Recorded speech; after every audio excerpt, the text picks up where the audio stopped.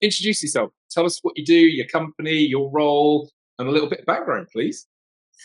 Yeah, so I'm French. The company is French, but I've been living in the UK for the past, oh gosh, 18 years. And I've been living in other places in the world as well. And I've always been in tech. And I've always read sci-fi when I was younger, and because it's kind of the future, and I think we're living in a the 2000 were fascinating because of the dot-com, but now it's even 10 times, 100 times bigger and scarier and more interesting and exciting. So I'm really glad to be in the center of that new deep tech. In terms of our company, so what we do, it's all in our company's name, really. We're called Enchanted Tools because we produce useful robots for humanity, but we also want to make sure they have a positive impact on people's well-being, and bringing a touch of magic. And I've got to say, what a cool job! Just in a company name, Enchanted Tools and Robots. I was jealous when I first met you, but I've got total FOMO now. It sounds incredible. So look, let's dive in, because what caught me about the presentation you did was just yours and Enchanted Tools' perspective on just the basic principles of the design of a robot. So, and also, just to put it into context, the reason why I'm so excited to have somebody about robotics in our podcast is we talk about putting humanity back into business and marketing, and you're doing that in robotics. So talk us through your perspective of the difference in design with where you're going to where pretty much most other people are going, and why. Yeah, it's a very interesting question. I think there's kind of two angles. So one is, most of us, when we think about robots, we picture HAL from 2001 Odyssey, or the T-800 from Terminator, more than the Wally or the Baymax. And there's way more of those scary warrior type robots in sci-fi and popular culture than the cute and nice one. So it's deeply rooted in our culture. And then the one that are depicted as friendly, they tend to be seen as fragile or helpless, and kind of not the cool kid on the block, in a way. Well, it's funny, isn't it? It's that it just shows how much like Hollywood inspires us across everything that we do, wrongly and well, not necessarily wrongly, but just it's we don't realize we've got that ingrained in our heads, do we? So explain. Well, actually, just talk us through your robot itself, the product. What's it called? How did you get that out, or how Yeah. do you've got that balance right? Well, I think just as just before that,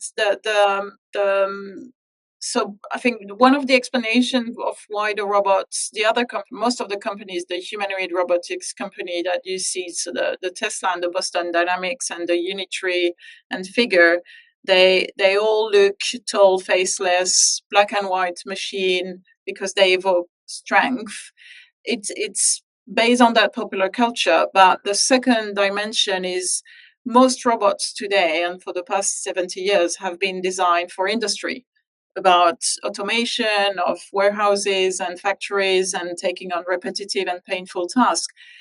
No one has ever invested in design in industries, even when human works in industry since the 19th century. So design is not part of something you have to do or think, where in offices you always have a designer and someone that thinks how you can make the space brighter or nicer for people to work in. That doesn't exist in industries. We came with how our approach is completely different. Instead of thinking about tasks, how can we make robots automate some of the tasks, we started with, there is a lot of places where human needs more interaction, and there's not enough human to do interaction with humans, whether it's a hospital or elderly care or even at home, there's not there's just not enough of us to do those jobs. So the robot we created, and that's why this design is so important. It's a robot that is coexisting with humans and working with humans, but also enhancing their daily life by interacting, which is such a social uh, thing that we need as human. So we put the design at the center of what we do because we cannot have a barrier for adoption. The people need to be willing to talk to the robot, which is not the case with the other ones. So we started by framing what the design interaction should look like and feel like. And the first thing was, well, people should feel safe if they have to interact with a robot. So that's why we choose a size that is an 8-year-old kind of children's size. So it's smaller than you, so your brain doesn't tell you it's a threat because it's already smaller than you. The second one is people should feel positive around the robots. So that's why we chose the color where one of them is bright orange, the other one is yellow, because those are warm, natural colors that invite approachability. And then the third one is people should feel a connection. And that's why we chosen a animated face, like a cartoon or Walt Disney anime. You have a face, they're big eyes, and he smiles. And also, because that's how you do emotional connection, you start with the expression. So if you have an expressionless face, it's really hard to engage. And then the last one, but that's kind of a choice that we made as a company. We want people to feel a touch of magic. So that's why we chose to go for a character and not a humanoid robots that kind of try to look like a human. We went to specifically say it's a character, so you cannot be confused. We're not trying to say it could be a human. You've just cracked it. It's putting design and emotional connection right at the front of robotics is what's going to make which is what already makes your robot stand out. It's an immediate positive response, an immediate positive reaction, and that's just an insight. So when did you this robot's working? It's out there, it's doing things. When did you really notice that you'd kind of cracked it? Can you talk us through some of those real life experiences? Yeah, so we took the robot to hospital and elderly care, and then we did an experiment in a store as well. And what's really fascinating is every encounter with a client, with a resident, with a patient, or a caregiver or staff, there's always smile, joy, and then 80% of people after 5-10 minutes, they're always that last sentence, which is, I wish I could bring it back to my home or to my granny, or I wish the robot could stay with my daughter at the hospital, or the staff saying, I wish he could start working alongside me today. So there's kind of an immediate connection with the robot and kind of love, if you can love a machine.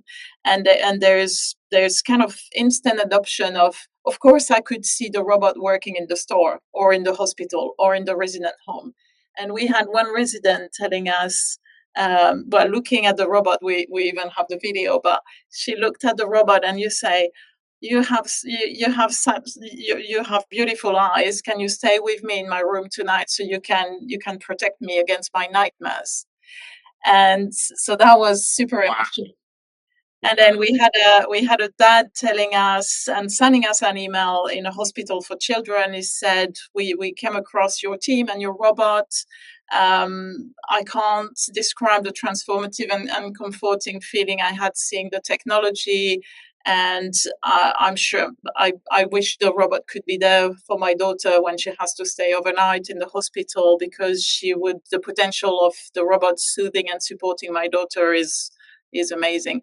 So that's kind of those testimony where for the time being, the robot doesn't do as much as it's going to do in 3 years' time. But just because of the design and the immediate connection, people see the benefits and the value the robot can bring. Is there an ambition to, because you said something, this is a loaded question, because you did say something interesting in your keynote about how people are currently portraying robots in the home.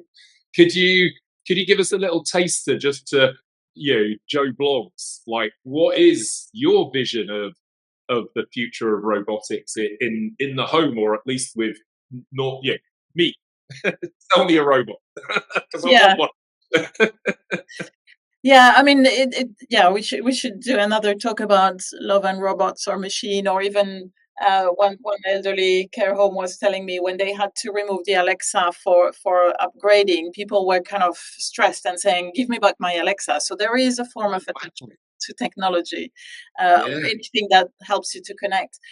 For us, we have a very clear view of what we think the value of the robot being in a home would be. It's really to fight against social isolation.